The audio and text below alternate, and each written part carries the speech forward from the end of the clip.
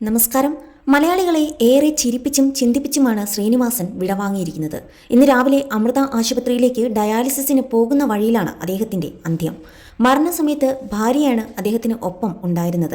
നിലവിൽ മൃതദേഹം തൃപ്പൂണിത്തറ താലൂക്ക് ആശുപത്രിയിൽ സൂക്ഷിച്ചിരിക്കുകയാണ്. മക്കളായ വിനീത് ശ്രീനിവാസനും ധ്യാൻ ശ്രീനിവാസനും സ്ഥലത്തില്ല. മാത്രമല്ല, അച്ഛൻ തന്നെ വിട്ടുപോയ വിവരം വിനീത് ശ്രീനിവാസനെ അറിയിക്കാൻ ആയിട്ടുമില്ല. കൊച്ചിയിൽ നിന്നും ചെന്നൈയിലേക്കുള്ള വിമാനയാത്രയിലാണ് വിനീത് ഇപ്പോൾ. അതുകൊണ്ട് തന്നെ അദ്ദേഹത്തെ ഫോണിൽ ബന്ധപ്പെട്ട് വിവരം അറിയിക്കാൻ കുടുംബത്തിന് സാധിച്ചിട്ടില്ല. വിനീത് ചെന്നൈയിൽ വിമാനമിറങ്ങുമ്പോൾ മാത്രമായിരിക്കും അച്ഛൻ്റെ വിയോഗ വാർത്ത അറിയുക.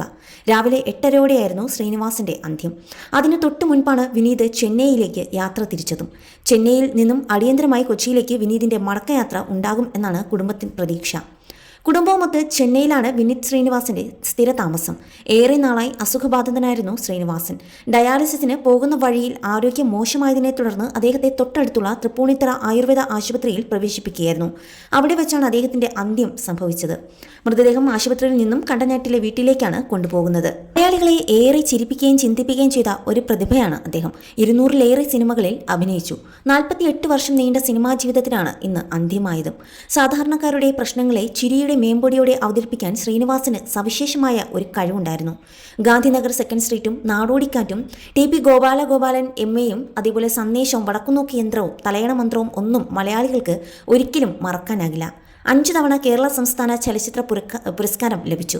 ശ്രീനിവാസൻ എഴുതി സംവിധാനം ചെയ്ത് അഭിനയിച്ച ചിന്താവിശിഷ്ടയായ ശ്യാമള, വടക്കുനോക്കി യന്ത്രം എന്നീ ചിത്രങ്ങൾക്ക് ദേശീയ പുരസ്കാരങ്ങളും ലഭിച്ചിരുന്നു. 1956 ഏപ്രിൽ 4 തലശ്ശേരിക്കടുത്തുള്ള പാടിയത്തായിരുന്നു ജനനം. കതിരൂർ ഗവ സ്കൂളിലും പഴശ്ശിരാജ NSS കോളേജിലുമാണ് അദ്ദേഹം പഠിച്ചത്. കണ്ണൂരുകാരൻ പാടിയത്തെ ശ്രീനിവാസനെ വളർത്തിയെടുത്തത് മദ്രാസിലെ ഫിലിം ആൻഡ് ടെലിവിഷൻ ഇൻസ്റ്റിറ്റ്യൂട്ടാണ്.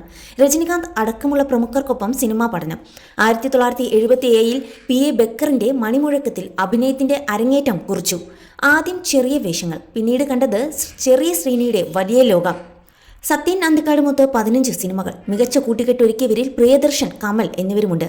സന്മനസ്സുള്ളവർക്ക് സമാധാനം, TP Balagopalan MA, Gandhinagar second street, Nadodikkattu, Thalayana Manthram, ഗോളാന്തര വാർത്ത, ചമ്പക്കുളം തച്ചൻ, വരവേൽപ്പ്, സന്ദേശം, ഉദയനാണ് താരം, മഴയത്ത് മുമ്പേ, അഴകിയ രാവണൻ, ഒരു മറവത്തൂർ കനവ്, അയാൾ കഥ എഴുതുകയാണ്, കഥ പറയുമ്പോൾ തുടങ്ങിയ നിരവധി ഹിറ്റ് ചിത്രങ്ങൾക്ക് തിരക്കഥ എഴുതി.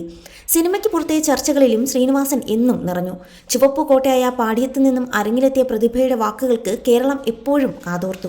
ഇടം വലം നോക്കാതെ സാമൂഹിക വിമർശനം നടത്തി. കൃഷിയുടെ നല്ല പാഠങ്ങൾ പകർന്നു നൽകിയും ശ്രീനിവാസൻ കേരളത്തെ വിസ്മയിപ്പിച്ചു.